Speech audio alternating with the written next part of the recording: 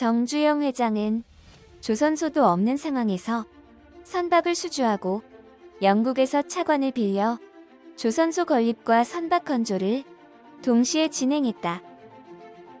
회장은 1971년 조선소 부지를 울산으로 확정짓고 막대한 외자를 확보하기 위해 영국으로 갔다. 그는 당시 영국 최고의 은행이었던 버클레이 은행에 4,300만 달러의 차관 도입을 요청했다. 외국으로부터의 차관 도입은 조선소 건설의 성패를 좌우하는 중대한 문제였다.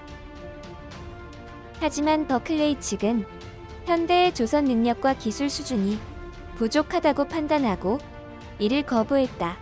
버클레이 은행을 직접 설득하는데 실패한 정 회장은 버클레이 은행에 영향력을 행사할 수 있는 인물로 선박 컨설턴트 회사인 A&P 애플도어의 롱바톰 회장을 찾았다. 롱바톰 회장을 통해 은행을 움직여 보려고 한 것이다. 하지만 롱바톰 회장은 현대의 차관 상환 능력을 의심했고 성장 잠재력에 대해서도 부정적이었다. 고개를 가로젓고 있는 롱바톰 회장에게 정 회장이 지갑을 뒤져 꺼낸 것은 거북선 그림이 있는 500원짜리 지폐였다. 정주영 회장은 지폐에 그려져 있는 거북선을 가리키며 한국은 16세기에 철갑선을 만들었다. 영국보다 무려 300년이나 빠르다. 산업화가 늦어 아이디어가 녹슬었을 뿐 한 번 시작하면 잠재력이 분출돼 나올 것. 정주영 회장, 롱바톰 회장을 설득했다. 정 회장의 설명과 끈질긴 설득에 롱바톰 회장은 현대건설 등을 직접 둘러본 후 현대가 대형 조선소를 지어 독자적으로 경쟁력 있는 큰 배를 건조할 수 있다는 추천서를 써서 버클레이 은행에 건넸다. 현대의 차관 신청서가 버클레이 은행을 통과한 것이다.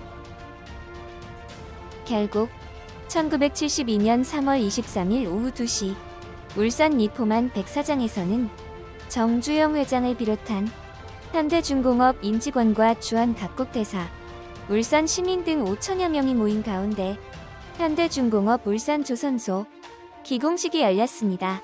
정주영 회장의 배포와 지혜, 그리고 무엇보다 신뢰를 중요하게 생각했던 그의 성공 마인드를 잘 생각해봤으면 좋겠네요. 여기서 하나의 의문이 생깁니다.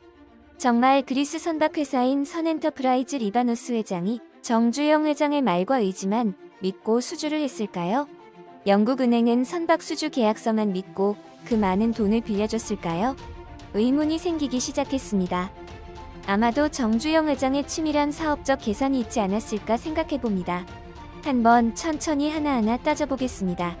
모든 일에는 계약서 작성이 필수인데 선박 수주도 계약서를 작성했을 테고 은행 차관도 계약서를 작성했을 겁니다. 보통 계약서에는 계약금을 내고 이행되지 않은 때는 2배를 갚는다는 계약이 보통입니다. 추측컨대 정주영 회장은 이것을 이용했을 것이라고 생각합니다. 은행과 선박회사의 입장에서는 조선소와 배를 만들지 못해도 계약금의 2배를 받을 수 있으니 남는 장사라는 겁니다. 정주영 회장 입장에서는 우선 당장은 돈이 없으니 계약금을 받아서 조선소와 배를 건조하는 데만 모든 역량을 집중하면 될 것라고 생각을 했던 것 같습니다. 이 유명한 일화에 정주영 회장의 고도의 경영 전략이 있었다고 생각합니다. 저의 의견이 맞다고 생각하시면 좋아요, 구독을 꾹 눌러주시면 감사하겠습니다. 그럼 실제 정주영 회장님의 강의 영상을 감상해 보겠습니다. 우리가 낸 계획서, 현대가 낸 계획서를 보면은 배를 만들어서 한국 사람들한테 팔아가지고 자기 은행돈을 갖겠다고 한 게 아니고 당신 나라 선주들은 그 배 살 돈이 하나도 없어서 세계 시장에 팔아서 세계 선주들부터 낸 이익을 자기한테 갖겠다 그랬대. 외국 사람이 어떻게 한국에서 그런 배를 만들어 보지도 않고 현대가 처음 만들어 본 사람한테가 배를 주문할 수 있겠느냐. 배를 한국에다 주문할 수 한 번도 안 만들어 본 현대에다 주문할 사람이 있다는 증명을 가져오라. 증명을 가져오면은 차관은 승인해 주겠다 이렇게. 아주 어렵게 됐죠. 입장을 바꿔서는 그 사람이 되게 똑똑한 사람이죠. 맞아. 앞뒤가 사리가 꼭 맞는 얘기를 합니다. 오나스 천암 메바노스한테 얘기를 했습니다.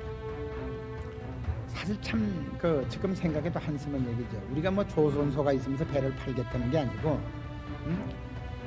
그 5만 분지 지도, 그 다음에는 그 조선소 지켰던 백사장 사진, 그걸 들고 가서 당신이 배를 사주면은, 아주 얘기가 국어기죠.